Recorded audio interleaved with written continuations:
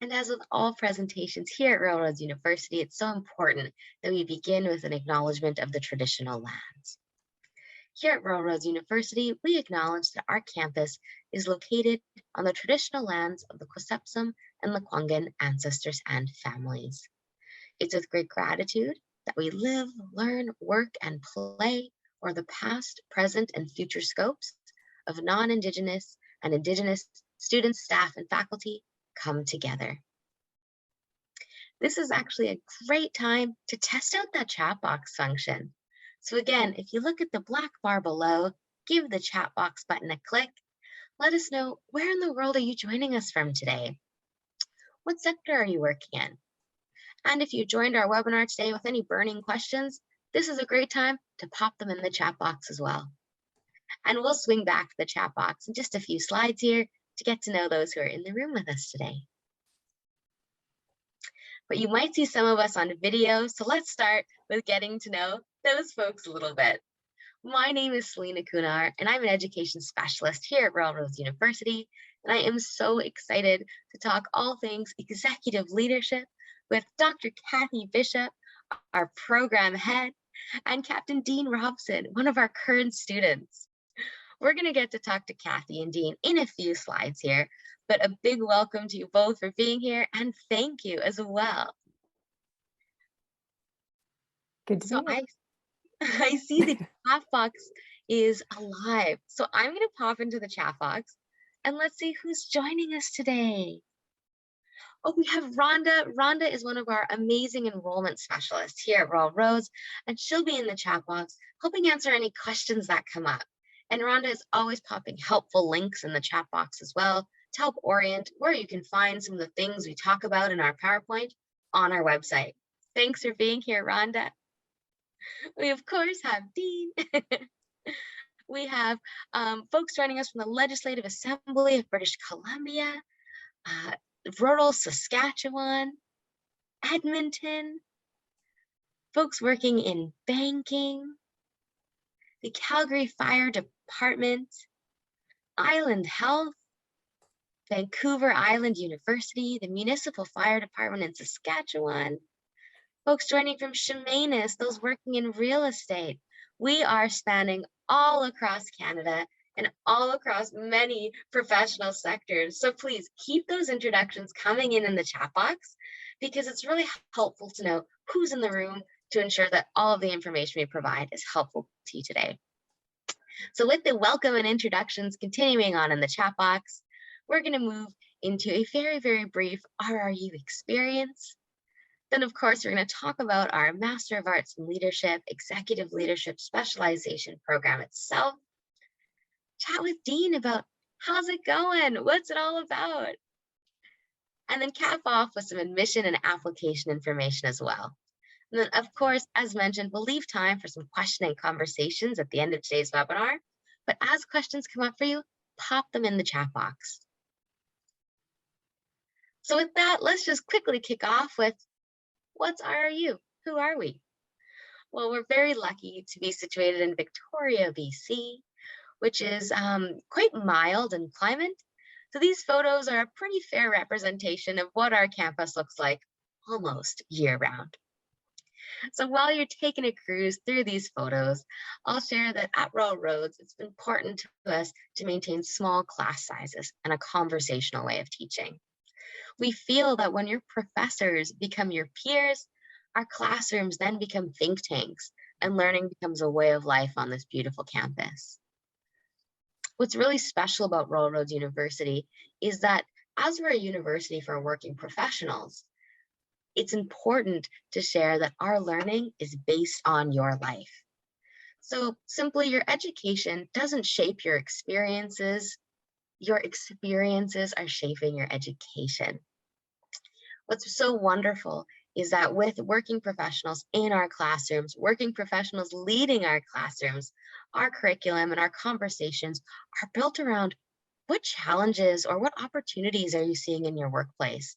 And then together in real time, we're able to engage in real-time problem solving. On this slide, you'll see that we have a beautiful physical space, from the iconic Hatley Castle to all of our teaching and learning buildings, our Japanese gardens, our Squimalt Lagoon. But you'll also see a photo there where we're depicting online learning. And that's because here at Railroads University, we have been the online learning and teaching space for over 25 years. So when COVID-19 hit, we were well positioned to help our staff, students, faculty transition to a fully online learning environment.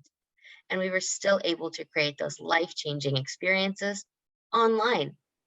And that really lends itself to Royal Roads having been the first or one of the first universities to pioneer this blended learning model, where we were able to bring together the best of an in-person learning environment with an online flexible learning style.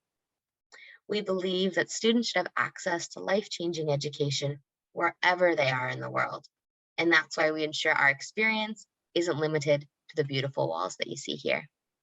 But we'll talk a little bit more about what the in-person experience looks like, what online learning looks like in this program right now. So this is a great time. I'm going to pass it over to you, Kathy. Wonderful. Thanks, Selena. I'm delighted to be here to share with you all a bit of a program overview for our Master of Arts in Leadership, the Executive Leadership Specialization, which is also runs concurrently with our Values-Based Leadership Graduate Certificate. And so I'm going to sort of locate our Executive Leadership Specialization within our School of Leadership Studies. And then I'm going to zero in particular to the executive leadership, its purpose, and its structure. So at this point, Selena, can you forward up our slide? Perfect. So within our School of Leadership, we have a variety of options. We have our standard MA in leadership, which caters to a full spectrum of leadership needs, from emerging leaders to senior leaders across multiple sectors. And then we also have our health specialization, which embraces as well emerging to senior leaders, although the content and the people have a real focus and background in health. And then, of course, we have our executive leadership specialization. And, you know, in these times of compelling challenges on all fronts, social, environmental, economic, political, technological, we know that skillful, collaborative, and engaged leadership within organizations is critical. And although we know that every person with an organization has the ability to engage in leadership and be leaders, executive leaders have the role, responsibility, and authority to lead the way, focusing on people and the organization as a whole. So it's clear then that different capabilities are needed for organizational-wide leadership responsibilities, capabilities that involve purpose, vision, mission, values and actions, and engagement. So at this point, if you just want to flip to our program purpose. So stepping up to address these needs, we have the MA with the Executive Leadership Specialization. And as I said, it's specifically designed for mid-level to senior leaders and those who are pursuing that organizational movement. You know, and I just want to acknowledge that we have this mythology in the Western world, this notion that there's genius without learning. You know, that's a false notion, because genius does need study. It needs exposure to work of others. It needs craftsmanship. And so we call to us leaders who are really interested in furthering their learning and their leadership. And we know that people often are promoted to mid-level to senior level leadership positions because they're very effective in their technical or professional roles. But when they take on new leadership roles, they're often unprepared for what awaits them. I think back to the first time I became an executive director. Yeah, I wish I knew then what I know now. Leading is more than just acting on my gut. You know, leadership takes wisdom and practice and people to really understand how to navigate the human side of organizational life and to be able to co-create cultures that can really make magic happen.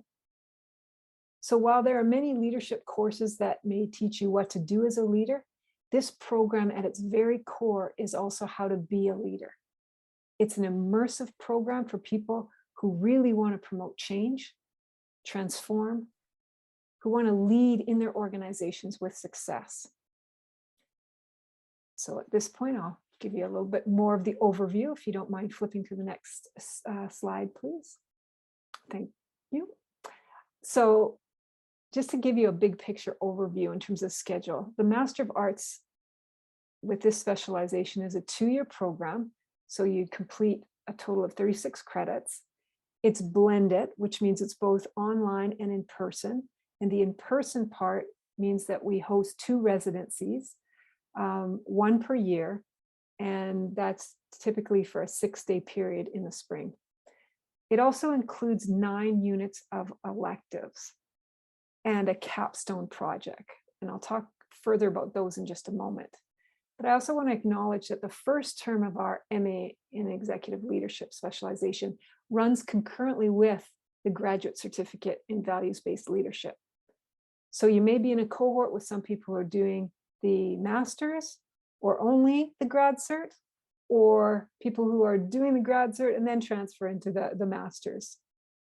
Because the grad cert is for those people who are looking to explore how to leverage values to lead cultural change and sustained innovation in their organization. And so again, some people may already have that degree and just wanting to develop these skills. But to give you even a deeper dive in terms of the framing of that and what that looks like, we can advance the slide. Thanks, Selena. So the executive leadership program is focused in 4 areas. The first is on grounding and orientation. And that's where you'll see that the graduate certificate, these 3 courses, are foundational. Now, you may wonder why values-based leadership.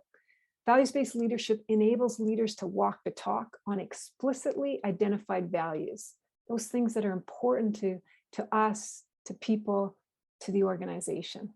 Because we know authentic leaders are trusted leaders. And our current workplace environments are calling for trust and authenticity, inclusion and diversity, concern for well-being of employees. And so values-based leaders can really hold this deep space for transformation. So after completing the first term, you'll have a choice of electives. This can be done as a accredited certificate or standalone courses, depending on your learning and your leadership needs and interests.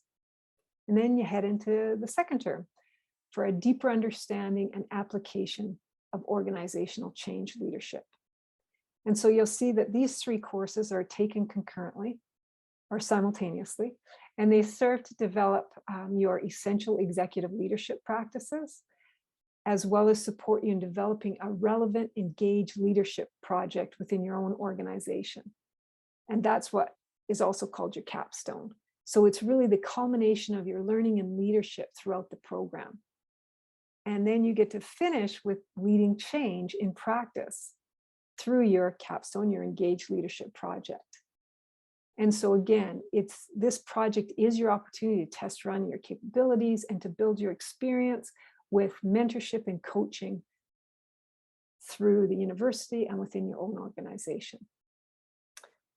So I think that's about, gives you a big picture. But before I introduce Dean, I might want to take a pause to see if there's any questions around this part, because Dean will give you a further student experience feel. But I'm just wondering if there's any questions at this point that I can answer, or if we want to hold them until after Dean.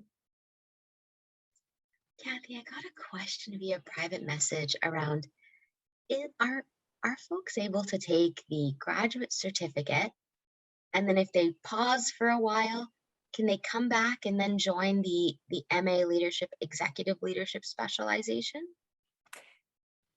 Yes, with a caveat in terms of that, if you take the graduate certificate and then you want to come back, you just have to reapply. You have to reapply for the master's, and as long as you meet the criteria, which why wouldn't you? Because it's the same criteria. But part of it is how many years you can have. And I think, again, if you're past 10 years, or I'm not sure of the exact pieces, but there are absolutely people who have taken the graduate certificate and actually are now joining our master's program a couple years later or so.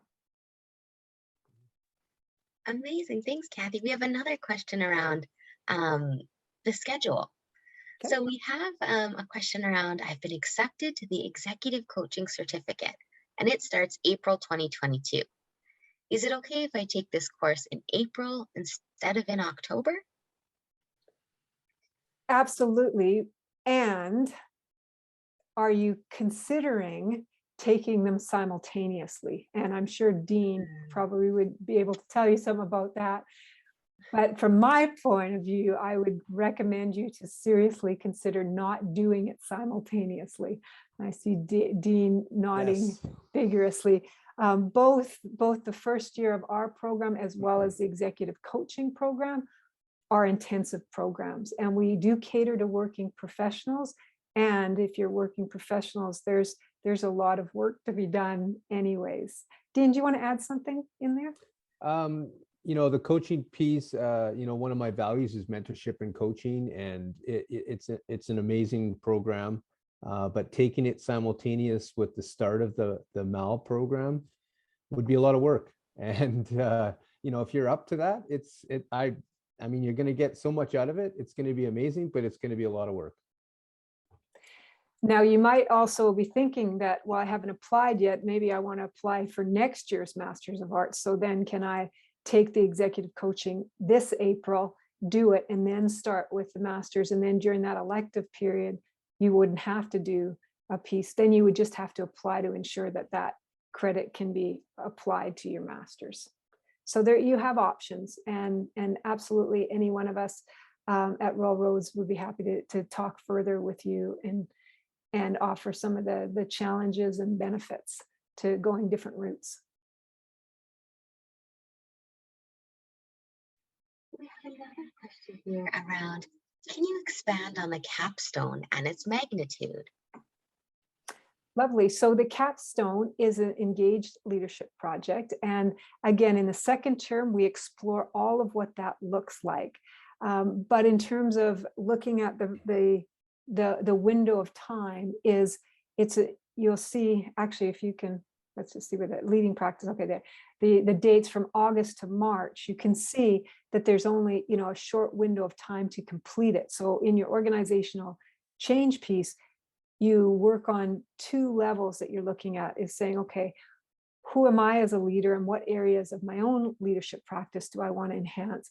And what is the organization needs and desires to move forward that might be able to do some kind of engaged leadership project with them. And so then all that gets worked through in your second term. And so then when you launch from August to March, that's when you actually do the work. And so in looking at how the project's set up, you basically will sort of focus and frame it. Then you will sort of engage with a group of people around some kind of issue. Then you will sort of take the time to analyze what happens and then make recommendations moving forward. So you can see it's a small window of time, and yet can be very, very powerful, both for yourself and the organization, as a way to really put your leadership and learning into action. Did that answer your question?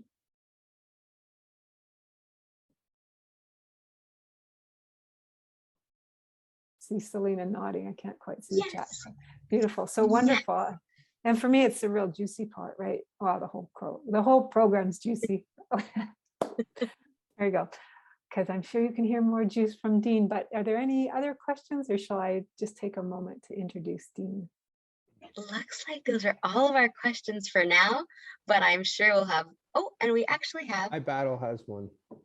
Let me see if I can manually unmute you here. Nice. Did something pop up on your end there? Yay. Yes, did that work? Yeah, it's Ian Battle. is my name. It's not like a phrase, although maybe it is as well. I apologize. I raise hand apologize. function. No, it's all good. Yeah, I work at the Legislative Assembly in broadcasting, and actually we use Zoom a ton now with these hybrid sittings. So I'm embarrassed that I couldn't find the raise hand function. I don't know, but I was at the risk of wasting more of your time.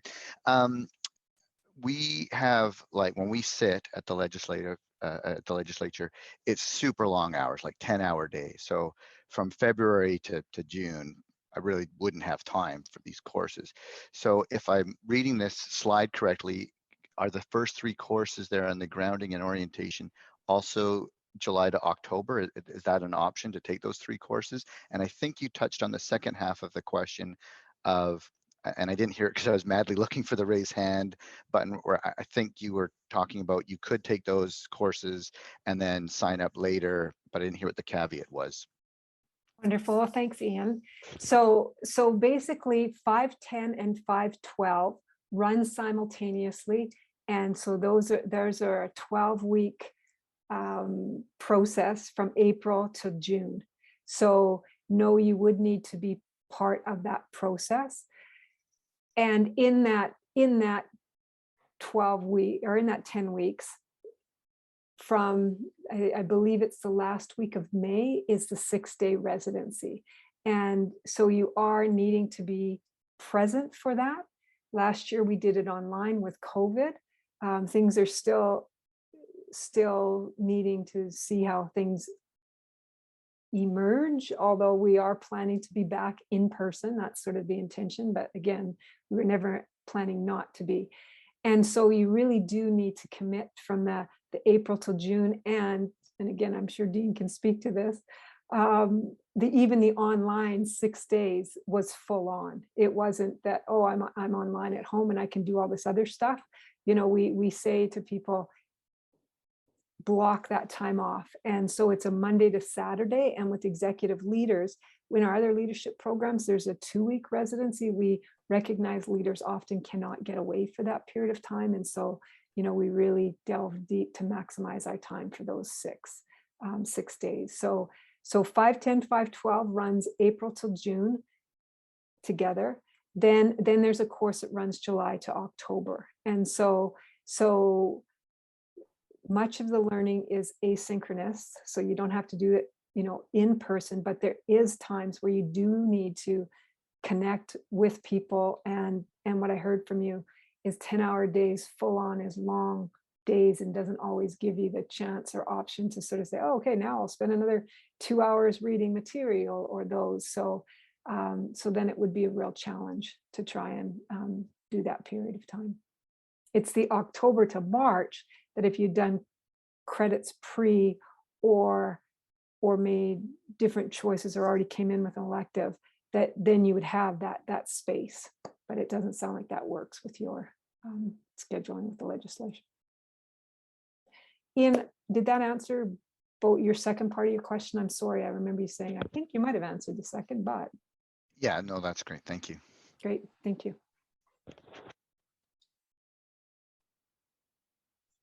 Kathy, we have one more quick question around the residency. So is the residency in daytime hours? So in times when we're back on campus and that's in person, if you live within commuting distance, do you need to overnight on campus? Great question. No, you don't need to. What we find though is students really wish that they had. It's an immersive experience. So basically, you know, learning, you know, runs pretty much, well, there's some opportunities even prior, but from 8:30 to 5:30, then you have evening work with teamwork and group work. And so to just really be immersed with your colleagues and to follow that process. What I've heard consistently from students who have been local but have chosen not to stay, they wish they had. And people who have stayed said, yes, it makes a big difference because you're not removing yourself from that. You're just fully moving forward with everybody else, because lots of things can happen in the evening, you know, in dorms or, you know, that informal learning that doesn't necessarily happen when you try and schedule it and come and go. But it is an option. Some people do it.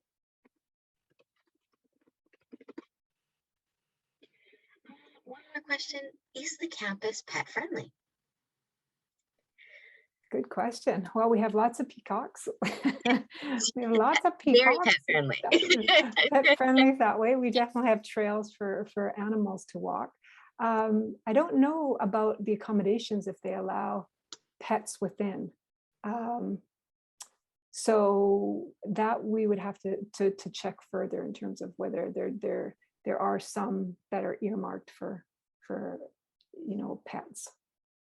Absolutely. And maybe Rhonda, if you don't mind popping in the chat box information around accommodations, because I also am not sure if our accommodations are pet friendly, though our campus very much so. We're on over 500 acres of overgrowth forest. So you tend to come across folks on their daily walks or hikes with their pet companions with them as well.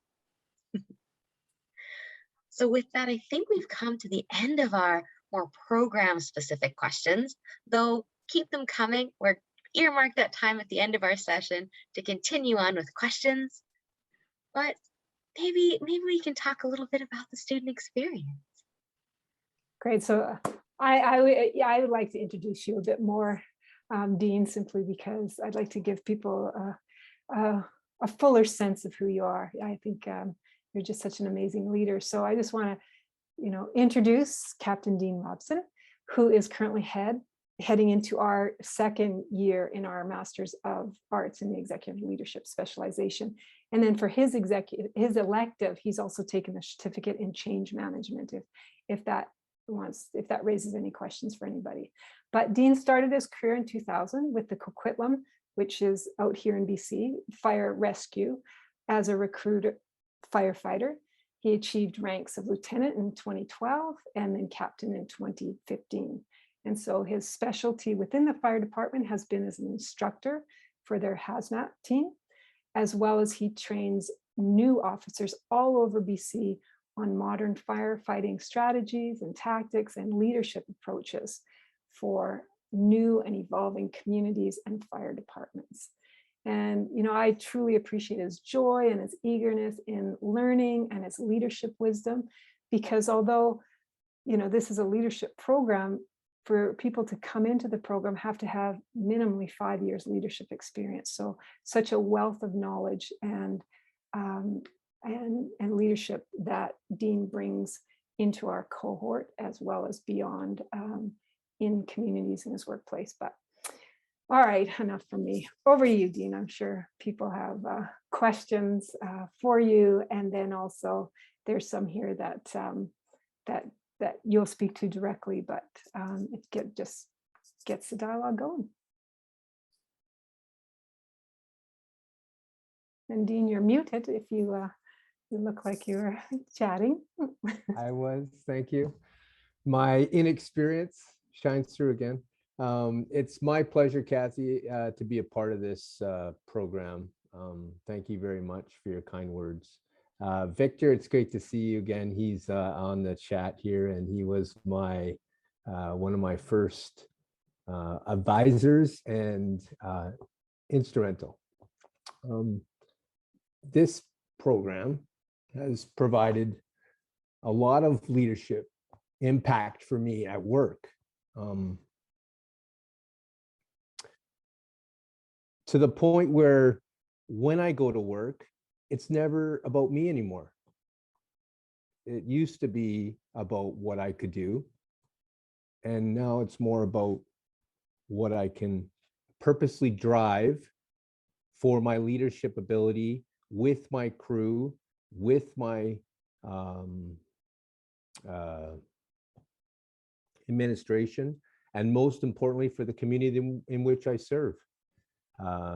It's been an amazing journey, and one that comes with empowering, learning, reflective, conflict resolution, communication skills, strategies, working from the common good, my personal values, finding and discovering those has been an amazing journey for me. There is so much to unravel in this program that it's certainly not possible to provide all the details of it in this one little sitting. What I've learned from it is instrumental in so many different facets. And there's one thing I've picked up very often, and it's learning with and from my cohort. I could ask, I could go on. The residency is an amazing program, and it was via Zoom. It was 6 days, the first one, and quite involving. Started at about 8:30 if you wanted to get on early, for people like myself who needed a little practice on working the Zoom, so I can relate. But we had lots of breaks. We were able to engage and really got to get to know one another from a values perspective. One of the aspects of me wanting to learn this job was to try to engage with my crew and be able to embrace our culture, which is very, at times, very challenging, and move it forward. And this April will be my finish of my first year, and it has been very challenging. You have to balance your days. There isn't a day that I'm not involved in something with the program, and I've enjoyed being part of it, both professionally and personally, each and every day. I've made it a part of my life with my family and my friends.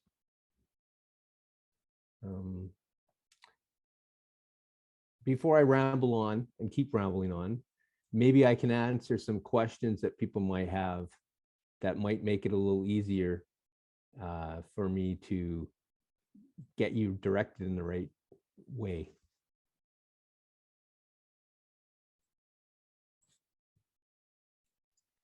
Dean, a question we get often is, you mentioned that you've made it a part of your family's life, you let your friends know. How did you go about managing being an executive leader, but also being a member of your family, a member of your friend group, a member of a human living daily life? How did you make it all work? That's a great question. And to be honest with you, one of the things I did right away was I really implemented it into my communication with my family every day. So that was a big part of it, was with my kids, which are older. I'm older. I started this program at 51. So my kids are older. So it was really nice to be able to engage them with the things that I had been doing for so long, but really not putting it all together, and being able to encourage them in a different way and be motivating for them and understand what they're doing. It made it easier for me to dive into the pieces all the time. But at the same time, it does take a commitment. So people have to be on an understanding of that. I see a question: how many hours of homework do you need to commit to each night?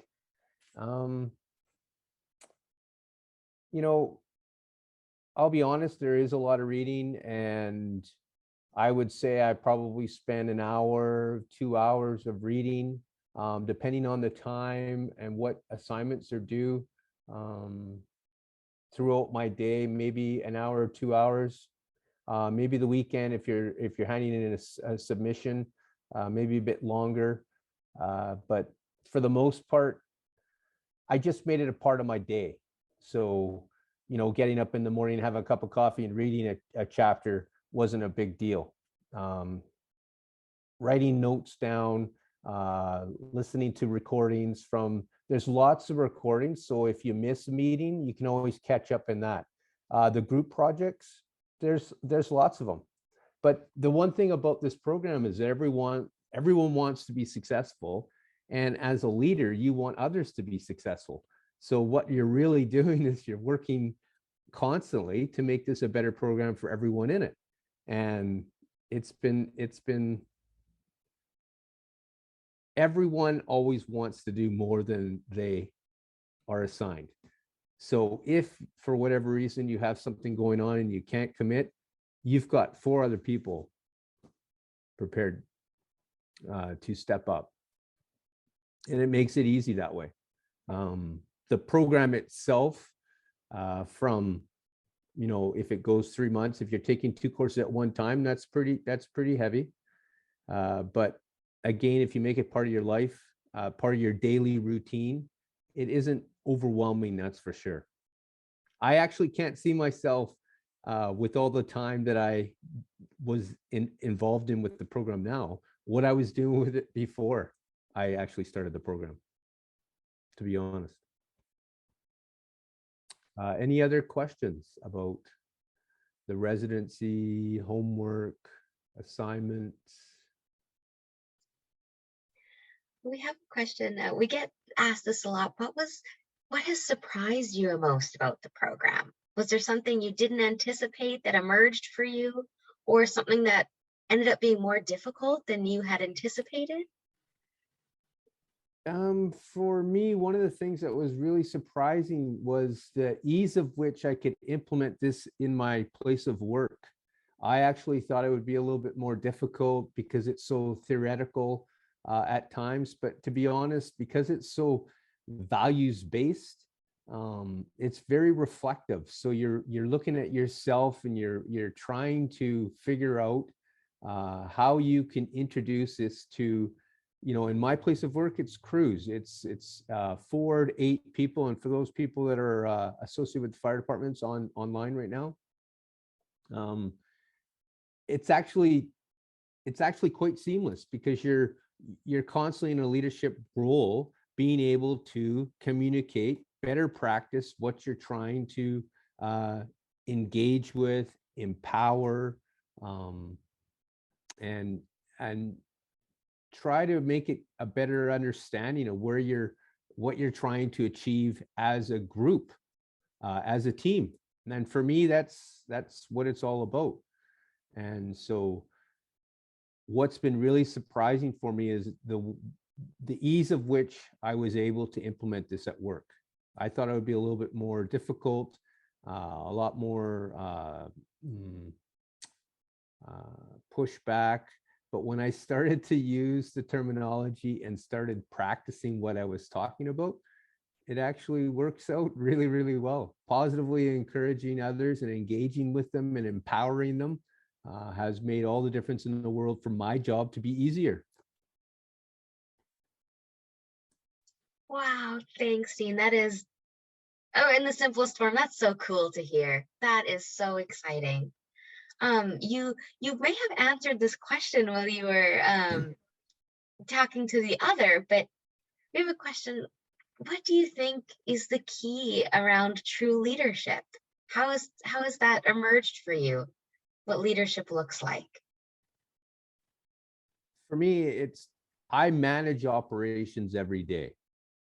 I wanted to learn how to lead people and have a purpose, have something that was purposely driven to improve my leadership skills. The operational part was managing people. I want to learn how to lead them, how to engage them, how to empower them, and how I could make them better to be more successful. And that's really what this program has provided for me in many, many ways.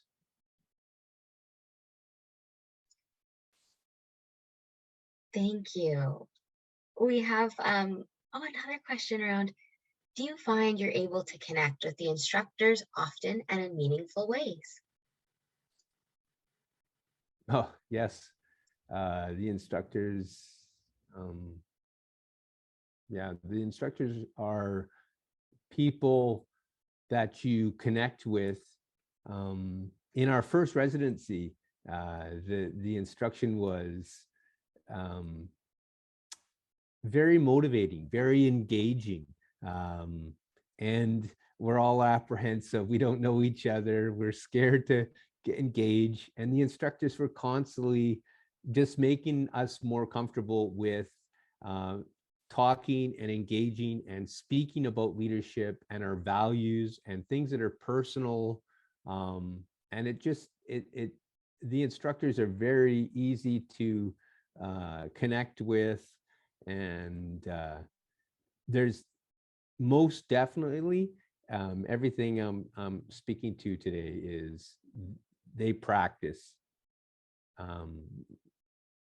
amazingly so, and it's seamless for them, whereas we take it to work and we struggle with it, and once we get better with it through trial and error and practice, but for the instructors in the program, it's one of those things where as soon as you get off and you've asked them questions about whatever you're trying to work through, you always look back and say, I wish I could have did that and said it and communicated it that way at work when I was asked a question similar. The instructors have provided very many different insights and different perspectives for me that have enabled me to really, really identify with another side of my leadership that I always knew was there, but I didn't know how to connect to it.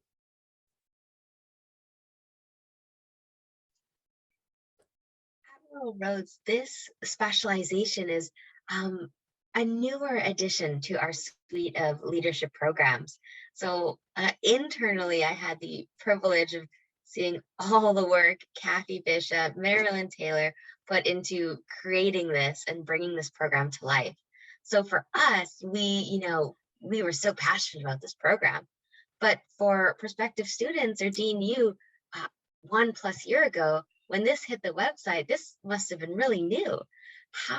What drew you to the MA in leadership and then focusing on that executive leadership specialization?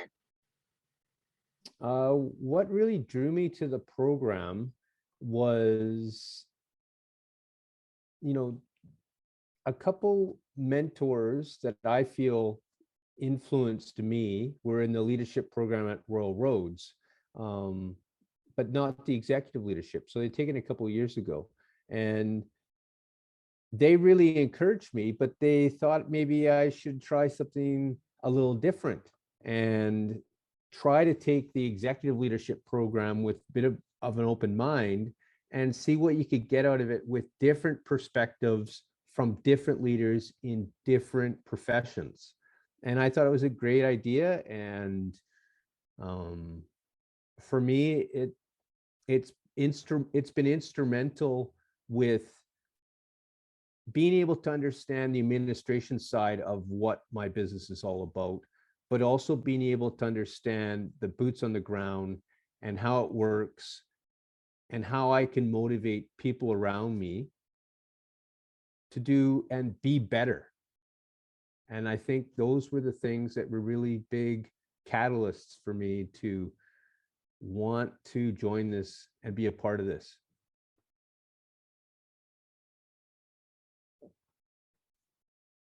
Thanks, Dean. That is very cool. A question we got in the chat box, which I think really segues from that last question on, what is this program? Are asking this person's asking about your cohort. What was that experience like? Who was in the room? What did that feel like? Right from the onset, they're all different walks of life, and that's been the coolest part about this, is that in my world, it's captains, it's chiefs, and that's my experience with leaders. As soon as I got to join the program, I was experienced leaders from all different walks of life, private and public, to large organizations, to 5 people, and they're the CEO. So for me, the cohort has been absolutely instrumental in being able to understand the different perspectives from the different organizations, being private and public, and being able to use those, learn with and from my cohort, and apply it to my profession. I couldn't imagine taking this program, and I've taken many programs. I love going to school. I think you should always continue learning.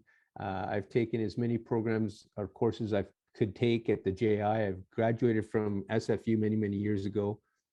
And this program by far has given me a much larger scope of the type of different quality leaders out there.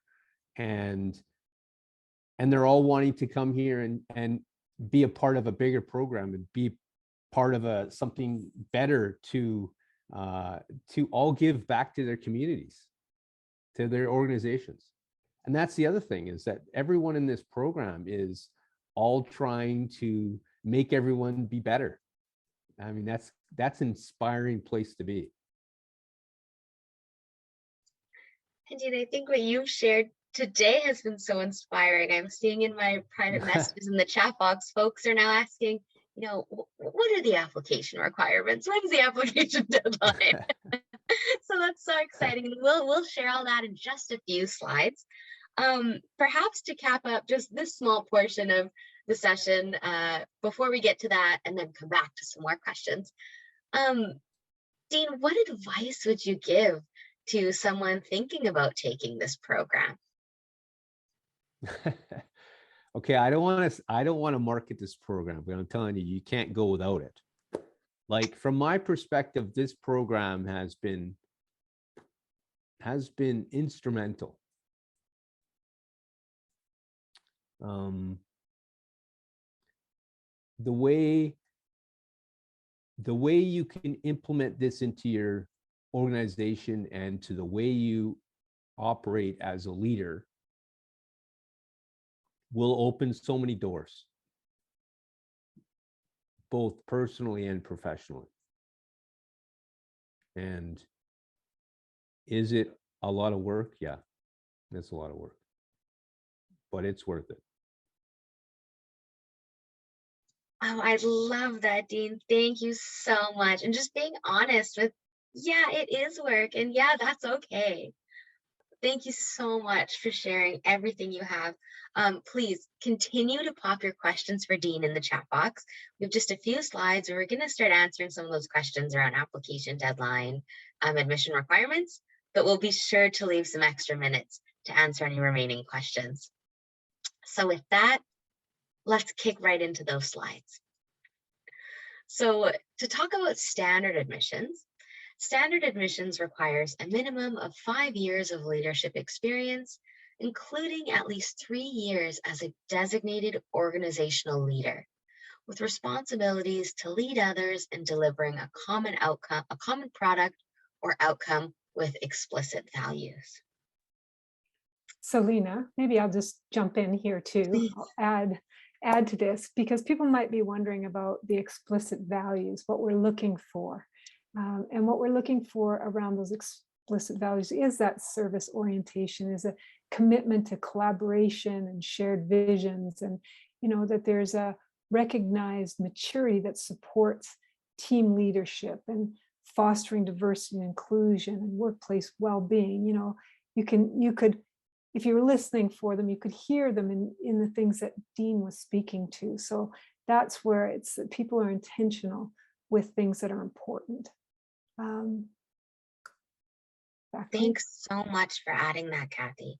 And if you have any more questions about any of the words that you see on these pages, in a few slides, we'll have information about how you can connect with folks like Rhonda or Kathy to kind of unpack what that means a little bit more and how that's related to your experience.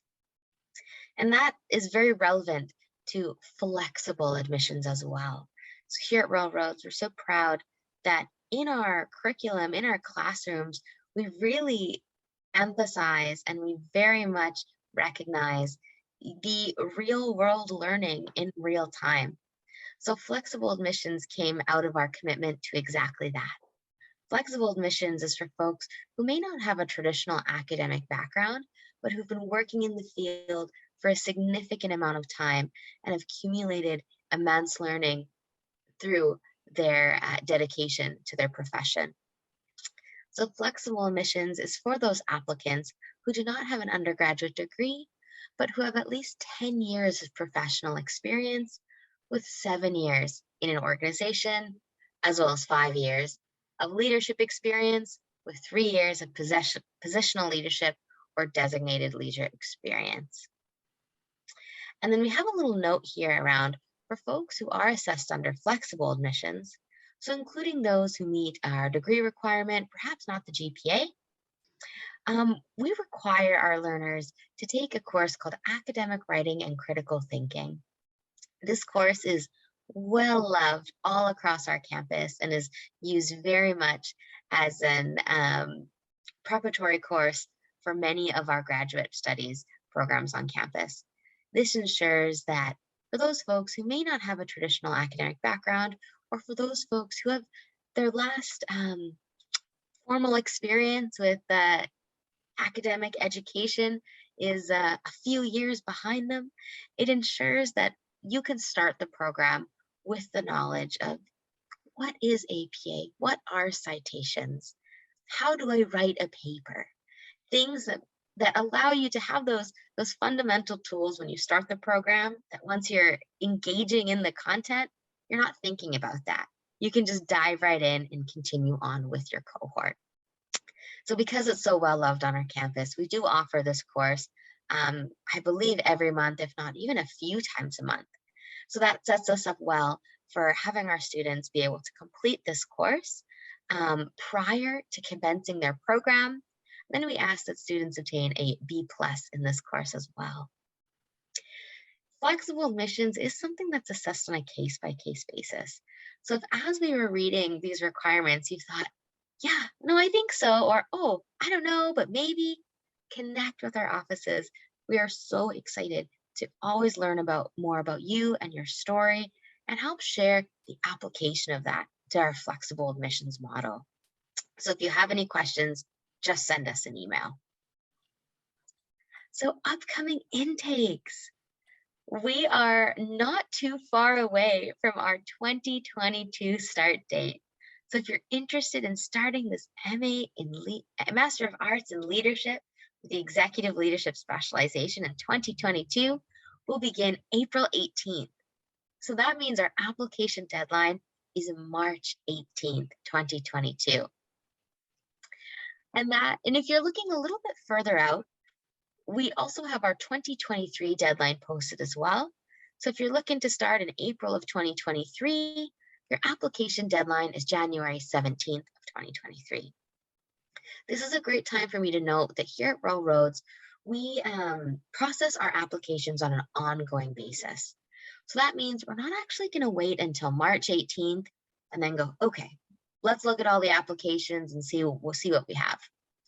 Instead, once your online application is in, as well as your supporting documents, we're able to adjudicate your file and let you know about your seat in the program. It's important that I mention this because for some of our programs, this one, for example, we intake once a year. So if there's a program start date that's really interesting to you, be sure to get that online application in. That lets us know that you're interested in the program, and it gives us an idea of how to navigate being able to have our seats open for all of those who would like to start, or give you an idea of if you're going to be waitlisted and looking towards a future program. So again, if you have any questions, connect with our offices and we can always continue the conversation. And this is that special slide that shows you how exactly you can go about connecting with our offices. So if you are a Canadian citizen, permanent resident, or a refugee, you'll be connecting with Rhonda and her team at learn.more@royalroads.ca. And if you're an international citizen or a temporary resident, Rhonda's counterparts in our international office would be more than happy to help at learn.more dean.international@rollroads.ca. And if you're excited to just chat with our School of Leadership or unpack this a little bit more with Kathy directly, we have those emails listed on this slide as well. And we'll be sure to include them in our follow-up information. So with that, we've come to the end of the PowerPoint today, but I can see my chat box has that red bubble. So it means that there's been some fun happening in there. So I'm going to stop sharing my screen and things might change on your end here. Lovely. And I just want to acknowledge, Dean, as well, your generosity of also sending forward your phone number in the chat box as well, in terms of that you're more than happy to connect with people as well. So, Absolutely. you know, there's lots of possibilities. And our chat box is just filled with many thanks for sharing your experience in and how meaningful this information has been for everyone. With that, I mean, I'll leave you, Dean, to look at the chat box and just see all the wealth of, oh my gosh, thank you, that's in there, and folks sharing that they need to pop away for their next meeting. Before we sign off, Dean, was there anything else you wanted to share? You know, all I can say is this program, as much work as you have to be committed to do, the payoff is instrumental. I'm 1 year into it. I can't imagine what it's going to be like next year. That's all I'm going to say. I'm only 1 year. I haven't even started the Capstone. I know it's going to be like crazy involving, but the program has been amazing. And what I've learned from it is truly inspirational, and I get to practice it every day. So what else could I ever hope to get from a program and where I'm working so hard for it every day? So thank you very much. It's been my pleasure to be here. I can't wait till we have you back for part 2 post Capstone and we get to hear even more. It might not be so positive. I will see how it goes with the final grades. Kathy, was there anything you wanted to share before we sign off today? You know, just again, really appreciate people's interest in leadership. Without a doubt, Dean, your wisdom and knowledge and sharing has been fabulous to give people a different perspective. I think, well, I know you'll do fabulous on your Capstone, and there'll be a ripple out effect on that. But I do just want to acknowledge, even forget about the program, leadership in itself is tough. You know, it's tough to be a leader, especially in our world today. And so for me, one of the things that gives me great hope and heart is having other leaders come together to say, yeah, you know, we're here and we're going to keep being here. We're going to keep showing up and continue to develop our character and our capabilities so that we can go out and make change in the world. And so I really appreciate you all coming as well to explore this further. And wherever your leadership journeys take you, know that there's lots of people here and out there that are willing to walk forward together. So yeah, and then if you have any questions specific to the executive leadership program as program head, I'm always happy to chat with anyone. So feel free to email me, feel free to set up a time, and look forward to doing what I can to support you in your own leadership and learning. And thank you, Selena, for all your work, and good to see Vic, who's also one of our instructors, and thanks, Dean, for giving him a shout out.